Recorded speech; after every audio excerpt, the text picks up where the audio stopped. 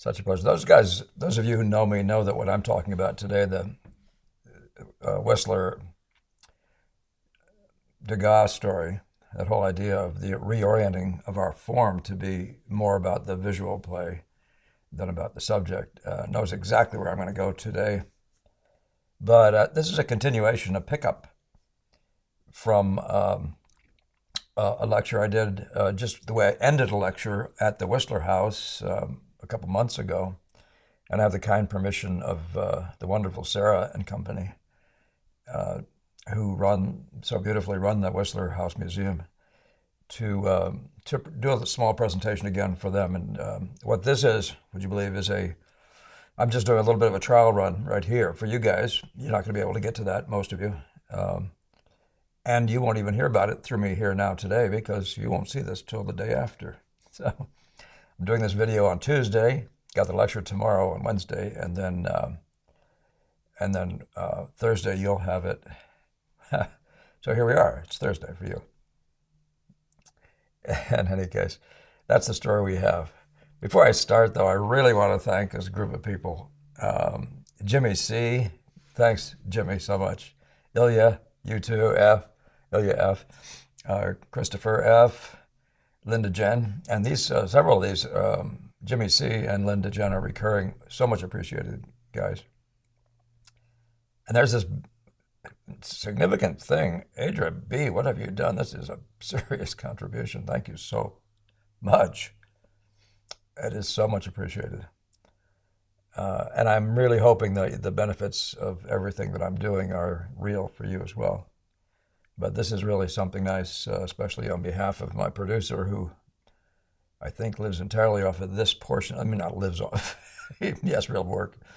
But as far as him and I are concerned, his pay is coming straight from you guys, so it's much appreciated.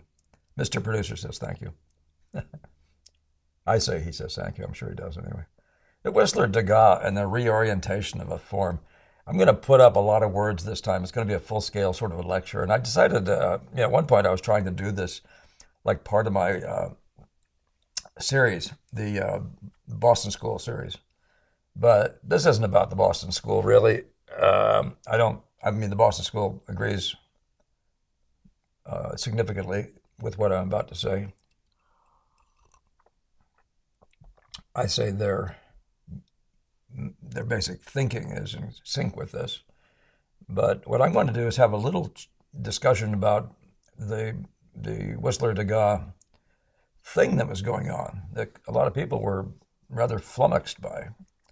Remember, this is all happening as the sort of the classical salon-style academic painting was coming to a crash. I mean, it was actually doing really beautifully right through this time, but it was dwindling. It was ending. So let's just look at a lot of videos, look at a lot of stuff, and I'll try to get everything that I can in here. But let's just start with this quote, though. For him, the writer, and this is the writer on art, a picture is more or less a hieroglyph or a symbol of story. Apart from a few technical terms for the display of which he finds an occasion, the work is considered absolutely from a literary point of view. He's talking about paintings. Indeed, from what other can he consider it? And in his essays, he deals with it as with a novel, a history, or an anecdote. He fails entirely and most naturally to see its excellences or demerits, artistic, and so degrades art by supposing it a method of bringing about a literary climax. Remember, this is Whistler talking. It thus, in his hands, becomes merely a means of perpetrating something further, and its mission is made a secondary one, even as a means is second to an end. So the end of Whistler is actually doing something that I've said to you before, that the subject is, this is not me quoting Gamble, subject is nothing. So this is the way the conversation is going to go. The subject does not dominate. The subject, we don't bring this happy stuff to a subject, an all-important subject. What we're doing as a form is all important in itself. That's fundamentally the argument. And it doesn't mean that other things aren't also wonderful and significant as part of that thing. But you will see, I think I'll be able to show you in the course of this video some really good work by some academics that are, I mean, really good in color. Color is going to be the big discussion today primarily. And you're going to see, I believe, if you look thoughtfully, you might be able to see how different they're using color. So, in fact, they're using color and getting good color schemes, but they're using color, and it feels like it, whereas you get to Whistler and Degas, something different is happening. So these are those guys, and these are beautiful works in themselves. I've always liked each of these pieces. This one at the top right is Jerome. That's a pretty reasonable reproduction of that, by the way. They're getting better and better online. I really appreciate whoever, however this course is working. It's really nice that we can find improved versions every time we show these. And I do continually look for your benefit. But that's Jerome up the top. Delaroche, his teacher, Millet's one of Millet's teachers as well, who referred to Millet as Jupiter in wooden shoes, is on the left lower, also a nice color scheme. Very pleasing, very well drawn in every other way. Compositions are nothing to get unhappy about. So what the heck am I talking about? Why don't I just leave well enough alone, right? And here's Booger on the left, perfectly nice color scheme. In fact, I think it probably is as nice as any he did. I keep finding oddities in his color schemes, and far less so with Leighton, who's the upper right guy. Far less so. Leighton actually does color studies, as I've mentioned to you before, where it really looks like he's separating the entire issue of color with the idea of really giving it its full due, I guess is the best way to say it. But this Bouguereau does the same, but I've never found many color studies by him that look like it looks like he's just trying to find out whether his color is going to work more than it looks like he's experimenting. And I say experimenting now because we're talking about Degas, and what isn't experimental in one sense. Degas works it out, but man, the guy is into experimenting. Now, what you don't know about Whistler and Degas is that they had a friendship. What you may not know is they had a friendship from the time they were very young. Some of the interest on Degas' part in memory training has to have come from Degas and from Alphonse Legros and Fantin Latour. Each of those guys, of which were students of Lecoq, the memory training guy, and Degas just ran with that. But they had a long correspondence and relationship. They were frequently asked by other people about each other, and each of them caused the other guy to make sales in their own countries. They made connections for them. It was a friendship, a very kindly and understanding friendship, and I think the reason is largely because they were on the same page. Hear this now, Whistler saying, a picture is an arrangement of line, form, and color first. First. What does that mean before? That means before it's an anecdote, before it's a narrative, it's an arrangement of line, form, and color first. That's your first problem in painting. And Gemmell used to say, remember, that the subject is just a lubricant, so it keeps you in the room. You want to paint about this. But the real issue is line, form, and color. That's our job. A picture, says Degas, is an original combinations of lines and colors that set each other off. In some translations, that's tones, but he means colors, and other translations simply use the word colors. So are we talking about what? The abstractions of painting. And that's what the title that you've been given by the Whistler House is. So I'm showing you now sort of the beginning phase, Whistler and Degas, to show you that they had their feet sort of rather firmly planted in the academic model. So that's the portrait of Carlyle on the left and famous portrait of Whistler's mother, I think was eventually purchased by the Louvre on the right. And here are a couple Degas, the self-portrait above, and that's about the age they would have known each other. I'm not sure he was more than maybe 23, 4, something like that. And the Madame Gaugelin which is just beautifully drawn. I think it's just, there's something just so excellent, so thrilling about his manufacture of form. What in painting is quite like that? And there are plenty of guys who do the Ang, what do you want, But there's something about that. But this already shows that Degas has got his feet in both worlds, where he looks like he couldn't care less about whether this here, whatever it is, becomes a shawl or a couch or whatever, and there's so much unknown. It's far more interested in the angles of the play of the junk surrounding this, creating this phenomenon. She almost looks like a creature with legs, like an insect, and I don't mean that derogatorily.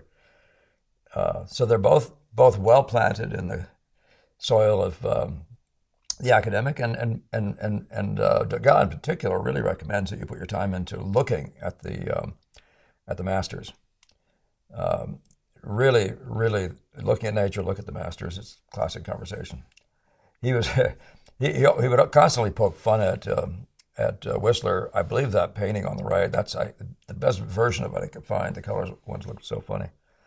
But it's black and white by Chase, and it really annoyed him to have to be painted that way, I guess, from what I hear. And I don't know why he wasn't in the room and already leaving and not willing to sit the rest of the way for these portraits if he hated it that much. But the dandy idea, right? And at one point, Degas is saying he sees a portrait by him, and it says it looks like your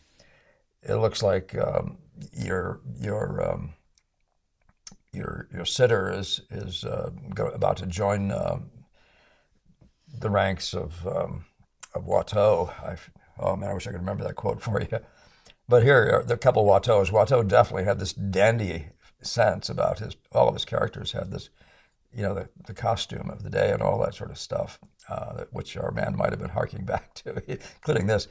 I don't think I'm going to show you any more of that. It's something I could do, but it would take so much more time to show But Degas was poking fun at him for Watteauizing one of his sitters.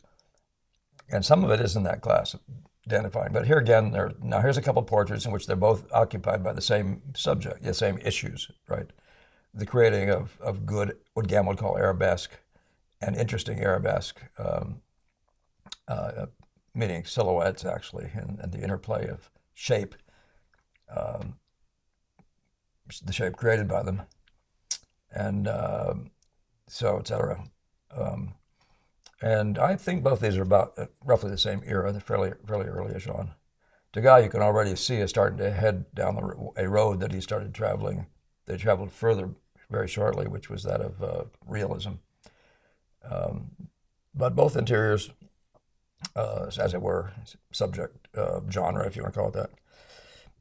However, one of the things I'm noticing about Whistler is that Whistler was significantly the leader of Degas, of whatever was going on between them, this tendency, this movement toward what I'm going to call the abstract, toward the focus on the beauty of color relations, line, form, and that and all that engages for the human eye, all that involves for the human eye, and so what's interesting though is here's Degas. He's still trying to be an academic, and both these pictures are somewhere around 1860-ish. So both of them would have been in their 25-something range.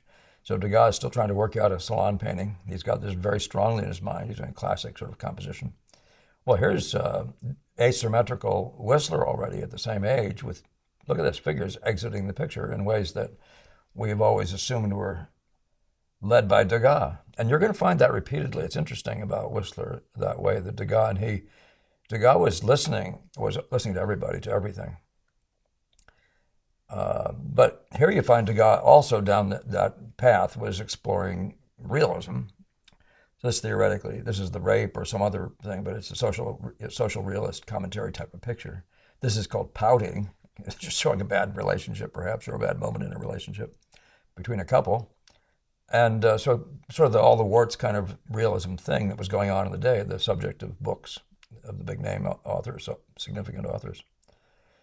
So that's also where he was preoccupying his time. Well, our friend Whistler was off. Well, this is the nearest we can find. I'm not talking about both these as if they were genre. So here we are. This is Whistler in his studio, being a little bit of a Velázquez, modeling himself a bit after Velázquez with this. But you can see that his occupation is again in sort of more careless of that formal composition stuff. This one much more formal, of the past. And by the way, Degas never rejects the past. He never loses the good qualities, the important realities. But here's Degas several years later. So that one I just showed you was 63, and this one is 65. These two by Degas are in that range, 1865. So this is where Degas, and by the way, one of the interesting things about Degas and Whistler is they're born within 8 days of each other. They're both born in 1834 in July. Curious, curious thing. Who knows? Maybe that was part of the glue. Funny. Nevertheless, and again, you're showing him now, marching people right out the edge of the painting, just like Whistler was doing, sort of, shall we say, 5 years earlier. All right. And now Whistler is doing these beach memory studies, including nocturnes. But these are the kinds of things that would have been part of the assignments of Lecoq in the memory training. Whistler is doing these. Degas sees them and greatly admires them. And by the way, Degas eventually Whistler turns these things into these full-scale nocturnes. All again, much easier. Sort of, you can't stand out there with a palette and an easel and really get certainty about any kind of color notes.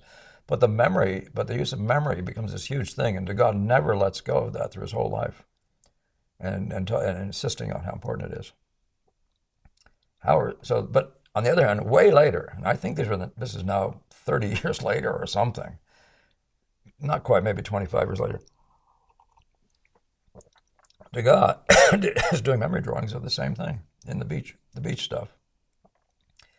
Memory pastels, I believe. I'm thinking the ones these are all oils. I think all these were oils. Not so sure about, but I think so. He did some watercolor, Whistler did. So these are Degas doing the same thing. By the way, this had all been done. At one point, Degas refers to himself as coming out of, he said, came out of Holland. Well, Jonkind was about the same age as these guys, and his work was all of the ilk of what you see Manet doing. He was the significant influence behind Monet. But this sort of way of handling this, addressing this idea of just spots and no more than just the most significant element of drawing, was already operating back with Jonkind. Degas, of course, takes it one step further. He's taking a trip at some point on a train, and he gets to where he's going, and he has all these memorized drawings in his head. How he kept them organized, I've never actually tried to do that. I've been able to hold two in my head at once. And mine are relatively minor compared to this, nowhere near the amount of drawing that you'd find in a Degas memory study. Mine are mostly color-based and color-purposed. So, but let's talk color, yeah. Colorists love music. Alfred Stevens, colorists love music. And one of the things I've been trying to get across to people is that painting at its finest is a form like music. I'm thinking that Degas may even talk about things like timing and rhythms. There are words like that keep showing up with these two guys. And just before I start talking about the more in-depth, that sort of thing, I want you to hear this Ang quote. A lot of crazy things have been written on the union of perfect color and perfect form. They will never be united, nor could they be united. You'll have to think this through for yourself, but it might explain some things in the work of both of these guys going forward. Color, to be perfect, must have a contour that's floating or simple. It can never be stopped, arrested, and never should you make good stained glass putting in well-drawn figures. You'll lose the perfection of the lines. Try then to put in order and inform the colors of a piece of opal. Was that conversation out there for these guys? Was it influenced, and especially Degas? My guess is it was. So what's a colorist, right? Now, music and color, right? Symphony in blue and pink. The violet note. You think she's looking for a note in here? I think she is the violet note. You see what these guys are doing? They're thinking. Now, all this is happening with Degas. Whistler's mother is something like a symphony in gray and black, or so is the portrait of Carlyle that I just showed you. They're called that already, way back at the beginning. Degas never uses terminology like that. Degas will simply say bather, or bather with having her hair done, or some odd thing like that. But so here we are. This is Whistler talking to us right from really the beginning. I don't know when he titled those things. If he came to that and gave them titles later, when it was Whistler's mother, was it then eventually turned into a different thing when he started thinking this through and was deciding on its relative merits. But what this is focusing for us. It helps us to realize what these guys' primary focus was, what what they're really engaging as the core of their form. And it, in one piece, I mean, maybe that's what Monet brings us. It brings us, oh, there's color. And what is color? Oh, it's all that same stuff. It's all the relationships, right? As Degas would say, it's all relational. So if it's color and you put down a color note, well, let's hear what they say about it. Whistler says, nature contains the elements in color and form of all pictures, as the keyboard contains the notes of all music. But the artist is born to pick and choose and group with science these elements that the result may be beautiful. As the musician gathers his notes and forms his chords until he bring forth from chaos glorious harmony. How doesn't that sound like Degas, right? Not whether you get all the T's and I's on there, crossed and dotted, but whether you bring harmony.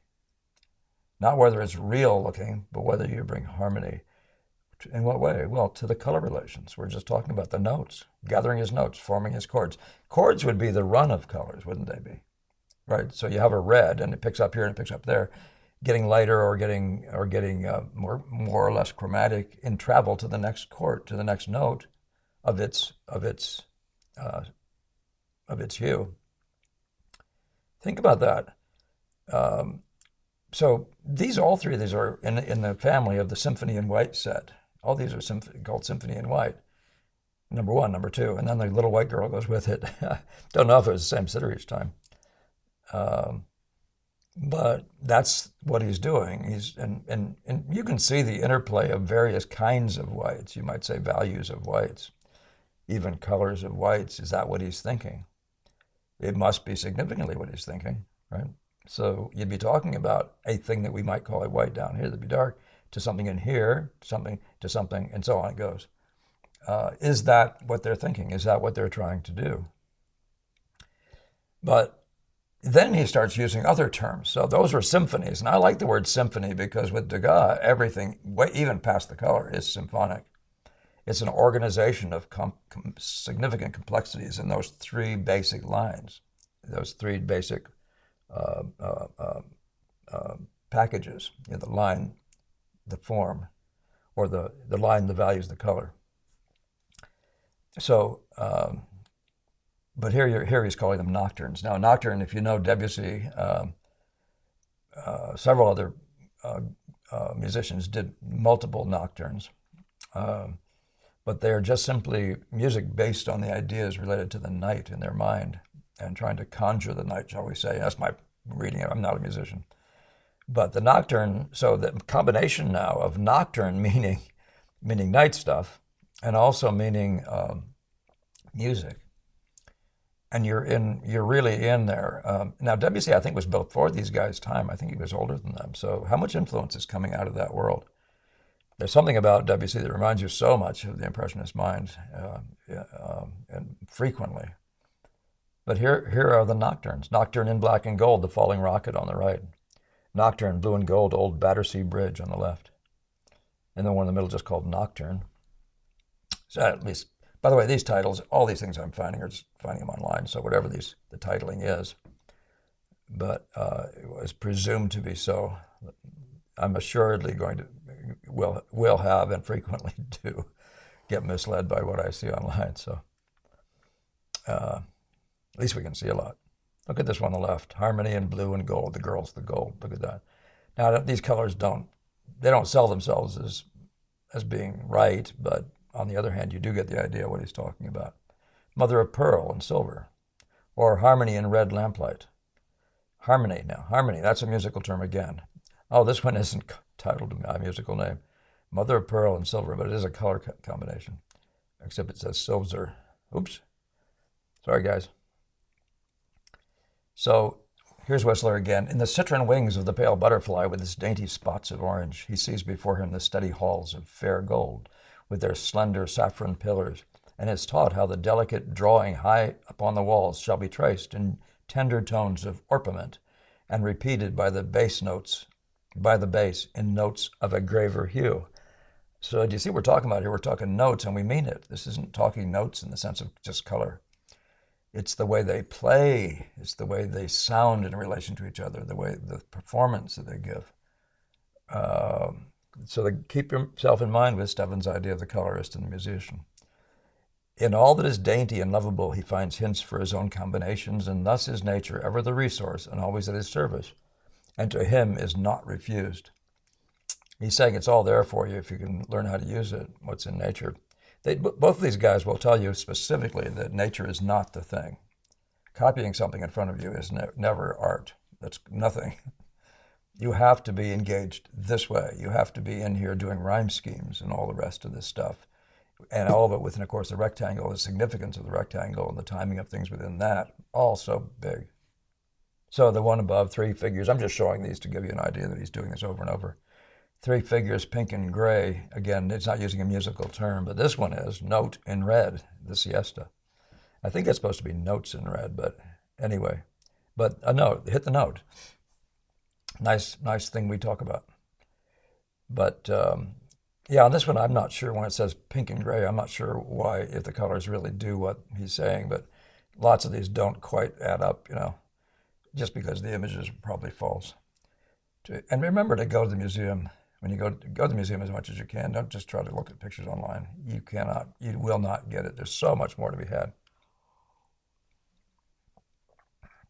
Whistler says, to him, her secrets, both of them talk about nature, as I've said, not to be slavish to nature, but to him, her secrets are unfolded. To him, her lessons have become gradually clear. That's the guy who stands there and looks.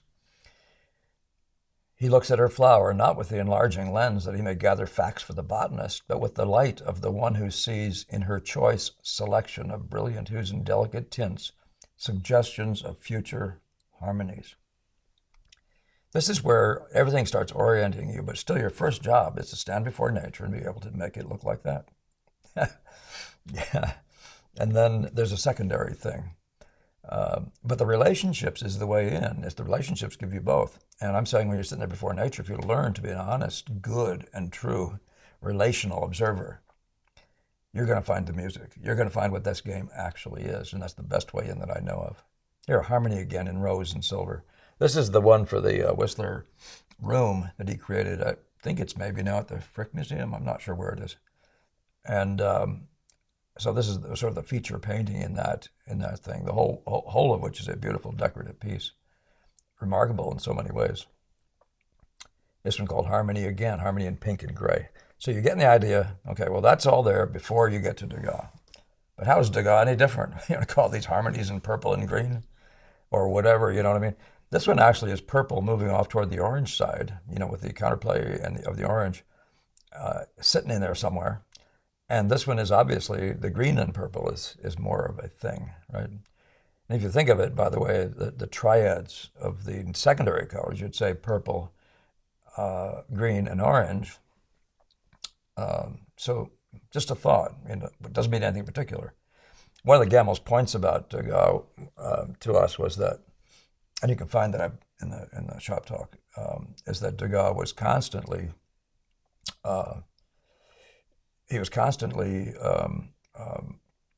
varying, trying variations and breaking through in ways that nobody had ever done before. He referred to it as having a wide range. He had such a range. And so these two have this feeling of living in that one, but any other thing you look at by him takes you off in very different directions. Look at this lower one. It's like comparatively, it's relatively a neutral picture. There's almost nothing in it that's got any life at all by way of brilliance. And this one's got all kinds of points of brilliance right through it, particularly as we point out here. But this is a whole range through the chromatic world that's fairly decisive. Again, what you're seeing here is a different kind of adventure. So this is Degas extending the conversation that started, as you might say, by Whistler. I believe what you have is Degas sees that Whistler is right, that this is our form, and this is the core of our form. So now, one of the discussion points that comes up in the Whistler books, or things about Whistler, is you'll constantly find him, or you'll find a quote at least once, where they talk about him using toned paper to help establish the base.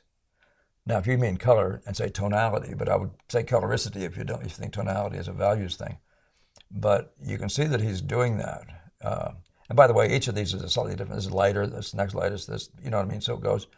And so it's value-wise a thing too. But you can see he's doing a yellow panel, a green one, a mauve or toward purple, whatever, and a blue.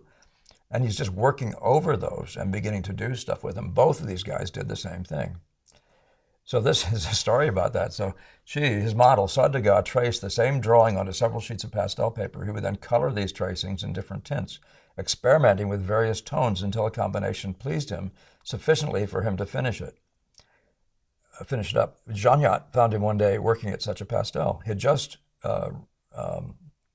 reworked an orange tonality, a composition, which I'd seen 3 days earlier, established in blue-greens. Over this study, based on observation, of the model, he had hatched violet, mauve, and orange strokes, which allowed the greens underneath to show through here and there. Well, that's, by the way, the showing through here and there, that's very much in the keeping with the way Ang is thinking about color, wanting to not have boundaries and not be closed tightly and into a solid drawn mass. So that's what you just saw right here. You saw I'm doing that. And so I don't show it yet. Somewhere in there I'll show you more on that point.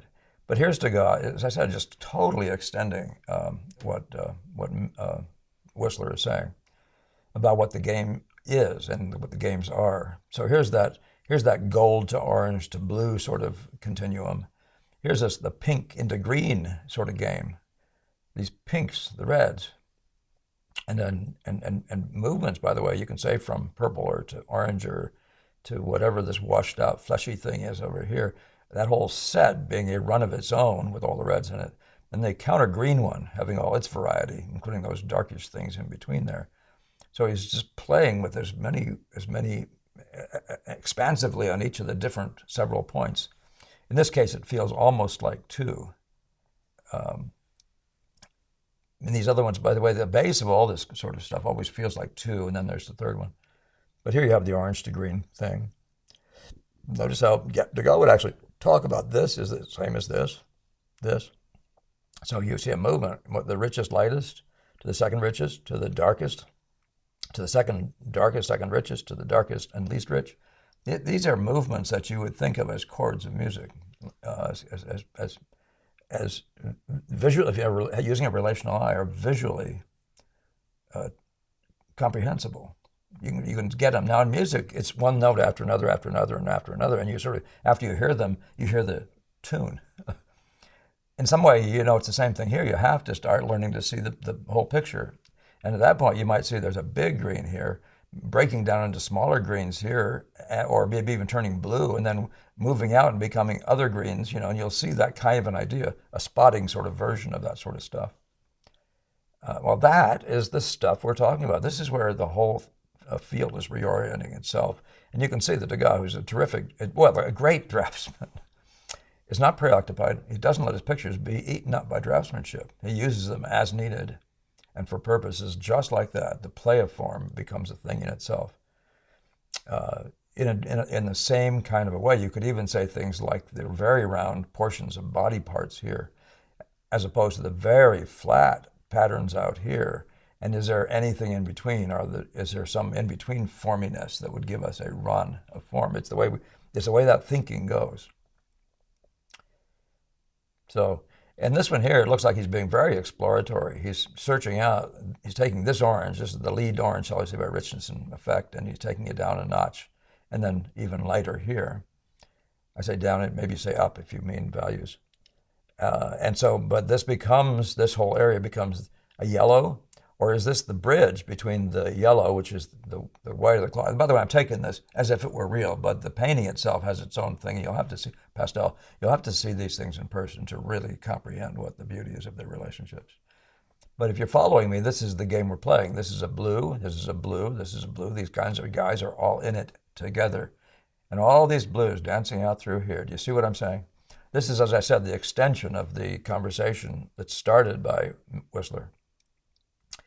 Now here's Whistler's variation on the background. Here's this pinky orangey background. Here's a greener one. This one appears to be possibly a dark version of that one. And underlying this one, it looks like there's another red. He frequently used this, which is a thing you can find pretty commonly. I forget what that's made out of, but it's some like straw or something. I'm not sure what's on that, but I've had some of those ancient boards in my hands. And here's a green one per se. So you can see him doing the same thing. He's building his color system out of that note. Or at the very least, at some point, he's putting that note in as a dominant, and then all these other guys are having to tune themselves to it. And that's something that he actually talks about. And that effect of all these guys' work is seen in people like this. Mary Cassatt, you could say, was a disciple of Degas. And something has changed here. You'll see what I'm talking about when I show you, when I go back for a second to the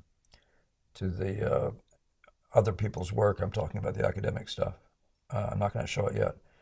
But in each case here, you can see the total different color of this field here.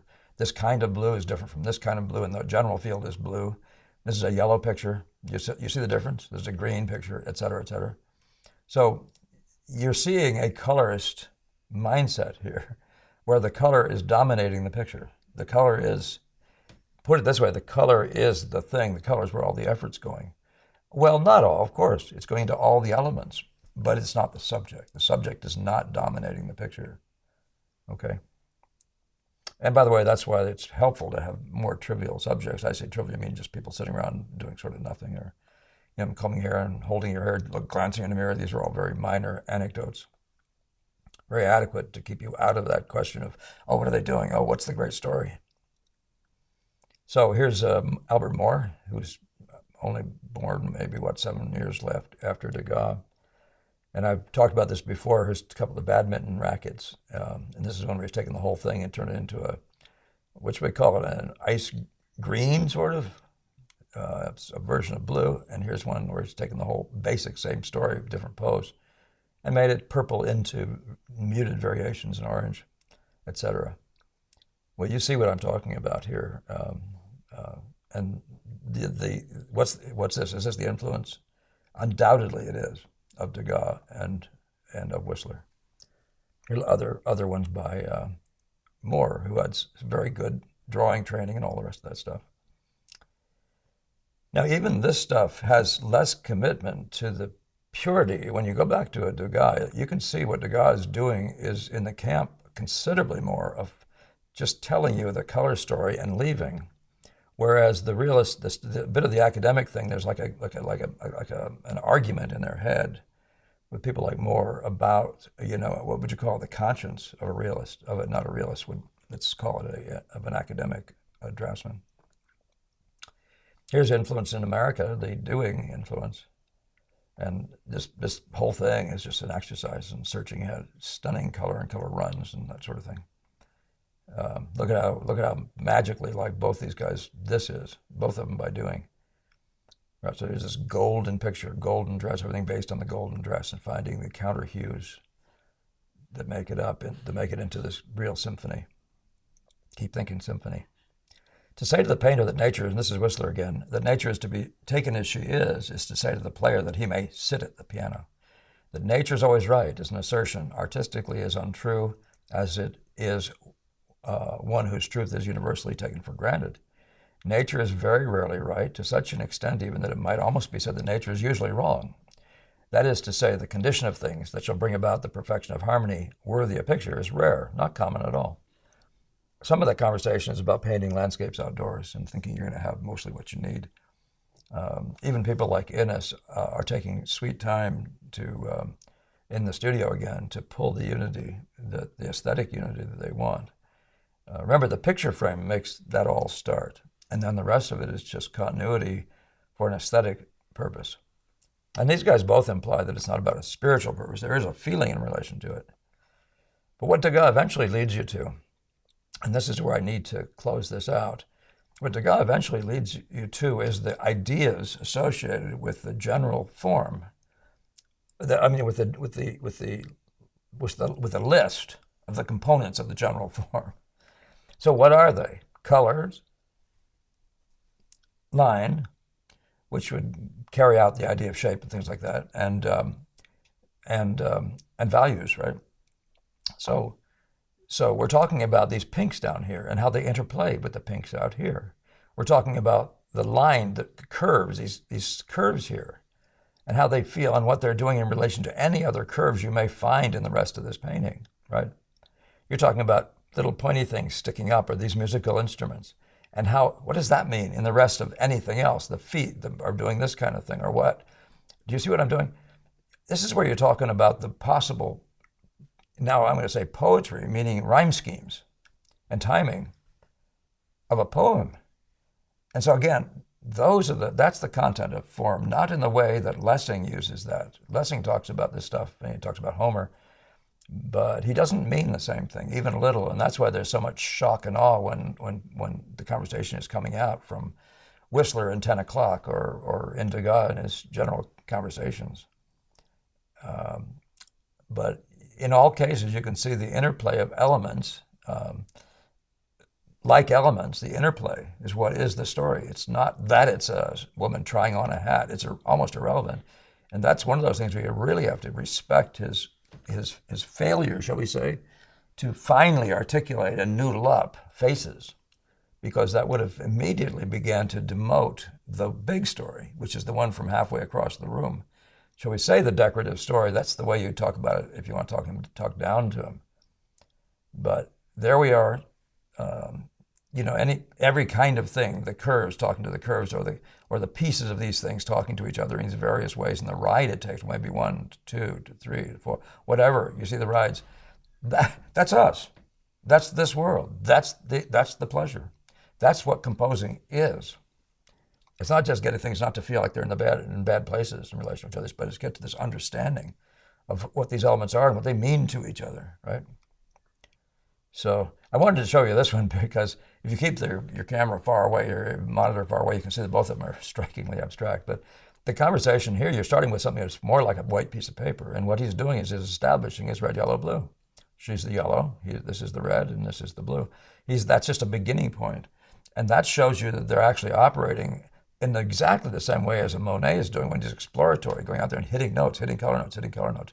It just happens that he's setting it on a drawing that's already been traced or whatever you hear in all those stories about how he gets to that. But so he's doing color explorations and putting serious time into making his symphonies in color, just like Whistler, who I think introduces this stuff to him. And again, this one you can hardly make out what that is. Yeah, this is apparently a couple women facing each other with looks like mosquito gear on, and an umbrella over here, keep the sun off. And just all it is internal color play and curious abstractions. And he was a big fan of curious abstractions. This is in that class of what Gamble again would call arabesque. And this curiouser and curiouser seems to be and always interesting, is the way Gamble put it. But just look at the interplay of parts and how they comport with each other. Darks, pinks, or colors. Watch what they do and what they mean when you're looking at 3 and 5 other ones that may be in the conversation with them.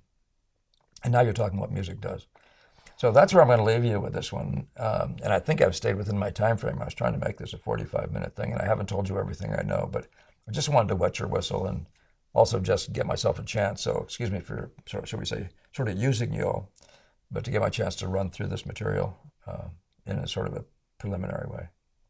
Okay, I'm here to give you a friendly reminder that we're doing the next live stream event. It's coming right up. It's going to be September 7th. It's going to be at 11 o'clock. It'll be the celebration of our 365th. That's a year's worth of videos.